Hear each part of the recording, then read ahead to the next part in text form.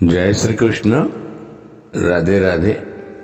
राधे सत्संग में सत्संग का रसपान करते सभी आत्मीयजनों, श्री वल्लभ की प्रेरणा से प्रेरित होकर आज हम देखें कि भगवान के दर्शन कैसे होते हैं, भजन में कितनी शक्ति है। लेकिन इससे पूर्व अगर आपने राधे सत्संग चैनल को सब्सक्राइब न किया हो तो सब्सक्राइब कर लेना, जिससे आपको हर सत्संग की जानकारी मिल सके।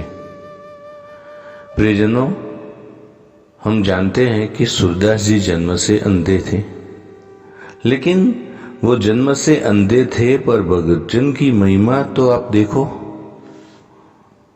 जब वो भजन करने बैठते थे तो बाल कृष्ण उनके सामने बैठकर उनका भजन सुनते थे। हम आंखों से देखकर भी भगवान को देख नहीं पाते और सूरदास जी अंधे होकर भी उन्हें देख लेते थे।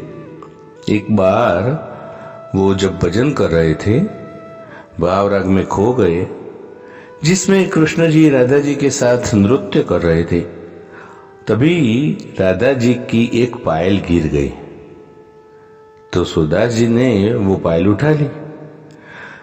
भगवान कृष्ण ने कहा कि सूरदास जी, जब राधा जी अपनी पायल मांगने आए तो आप उनके पैर पकड़ लेना। जब राधा जी पायल मांगने आई तो सूरदास जी ने पैर पकड़ लिए और कहा, जब तक आप दोनों हमें दर्शन नहीं दोगे मैं पैर नहीं छोड़ूंगा। और दोनों ने उन्हें दर्शन दिए। मन की आंखें तो थे ही उनके पास, उन्हें दृष्टि भी प्रदान की। और जब वो दर्शन देकर जाने लगे तो सूरदास जी ने कहा कि ये आंखें तो ले जाओ।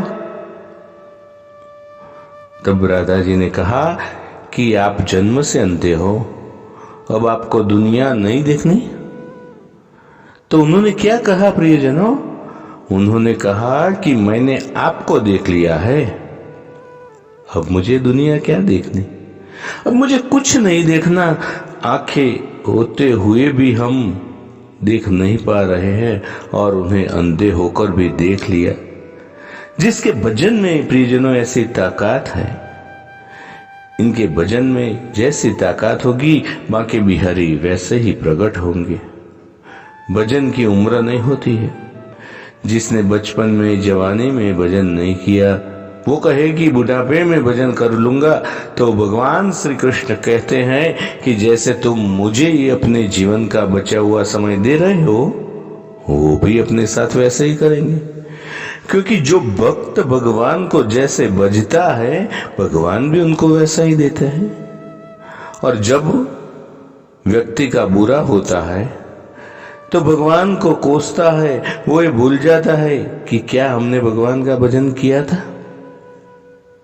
पहले खुद से ही प्रश्न करो, क्योंकि जब तक वो व्यक्ति ये नहीं करेगा तो बाके बिहारी कैसे आएंगे। हरिदास जी तो थे कि जिन्होंने अपने संगीत साधना से भगवान को प्रकट कर लिया था। कैसे प्रकट किया था? तो उनके भजन में शक्ति थी।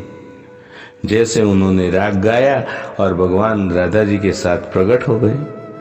तो हमें देखना है कि ये भजन में बहुत शक्ति है। तो प्रियजनों, हम भी बहुत राग से, बहुत अच्छी मन से भगवान के दर्शन करने के लिए भजन करें। भजन में इतनी शक्ति है। तो इसके साथ ही आज के सत्संग को श्री वल्लभ के चरणों में समर्पित करके अत्रे विराम लें। फिर मिलेंगे राधे सत्संग में नए सत्संग के साथ। जय श्री कृष्ण। राधे राधे।